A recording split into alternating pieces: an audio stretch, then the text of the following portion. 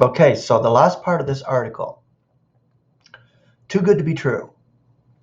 Now, when you first come into a realization of the truth that God is the Savior of all mankind, and He does it through Christ's sacrifice. Christ paid for all sin. I mean, all these beautiful truths. Christ actually died and was dead for 3 days.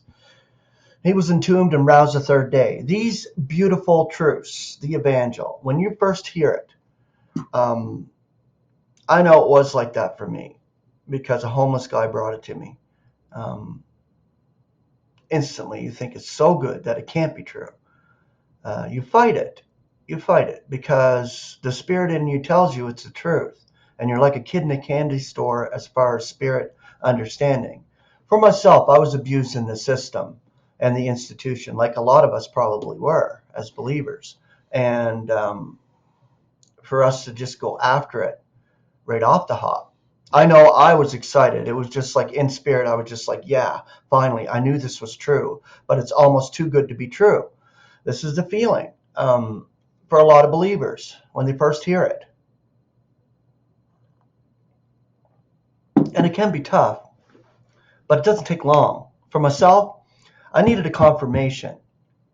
I went to meetings that this homeless guy took me to at a restaurant, Arby's restaurant, and it was confirmed by other people who believed the same thing. And I was like, this has to be true. It has to be. The very first thing I thought of, because the hell doctrine and eternal torment was pounded into me as a kid, was, oh, wow, my father, he was an alcoholic.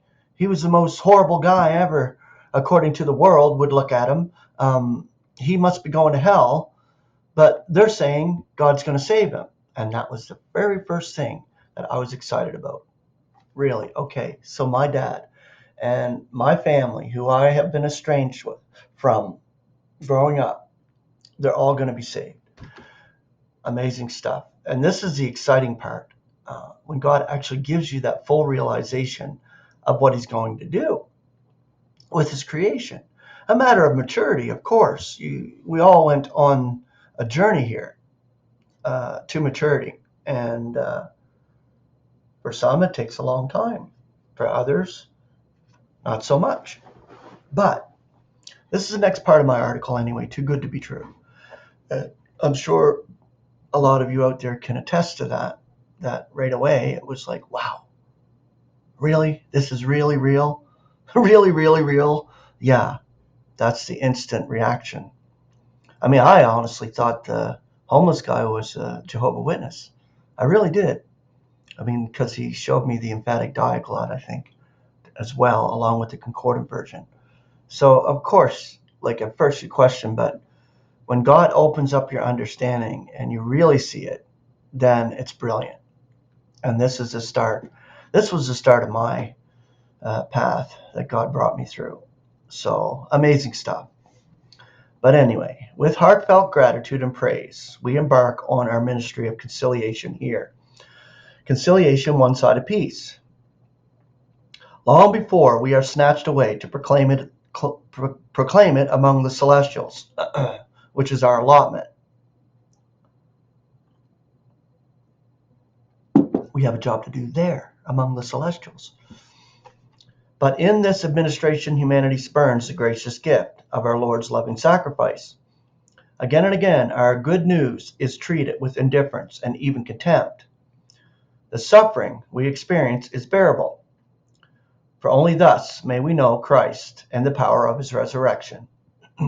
We esteem it a privilege to share in His sufferings, which all of us do, but when the vile opposition is directed against Him, then this is so painful that our spirits suffer. We listen to saints in Christendom earnestly sing of amazing grace, but in the next breath they roundly condemn us and our proclamation of the conciliation. This is dangerous, they charge. We agree that in grace we are saved, but it just cannot be as simple as that. Yeah, so they try to just twist it around as much as possible. They run you around the mulberry bush saying, well, this can't be true. How can you say that? Stuff like that. And this too, by your teaching, you imply that all our sins are of little consequence. Well, of course, Christ took it away at that stake. That they are not important. Well, they're not. Christ took that to the cross. He died with it. He was entombed, and then he was roused the third day. Sometimes like the scoffers at Golgotha who sneered. Others he saves, himself he cannot save. Matthew 27:42. They cynically conclude, this is just too good to be true. Exactly. But we were all like that in that first instance when it was shared with us. When did we ever teach such a thing?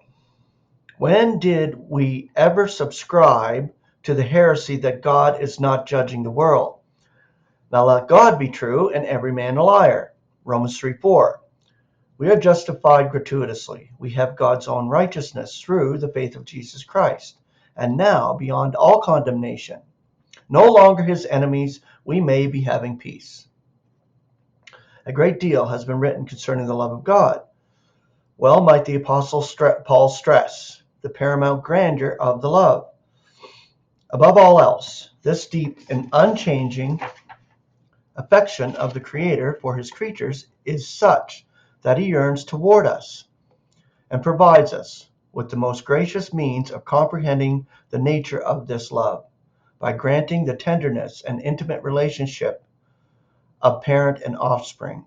Hence, he presents himself as Father for all the vast numbers of his children. Shall he causally lose one, even one? No. Is there any real offense which would irrevocably turn us away from our own beloved? No. When attempting to understand the deep significance of what is meant for our Father to turn away from his firstborn, then we must call on the sacred filial ties of our own dear ones, our loved ones, our parents, our children, all of them.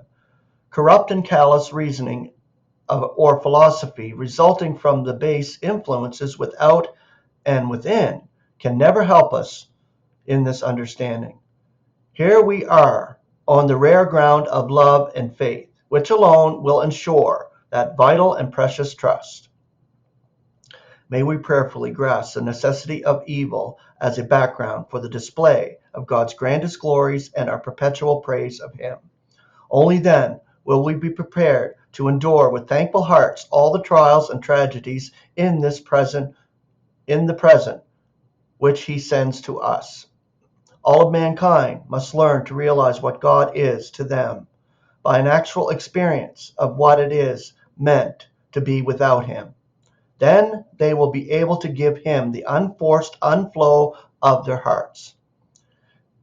Then they will appreciate it when his judgments permanently right all wrongs and eliminate all evil through the suffering sacrifice he has provided, which is Christ our Lord. Grace and peace.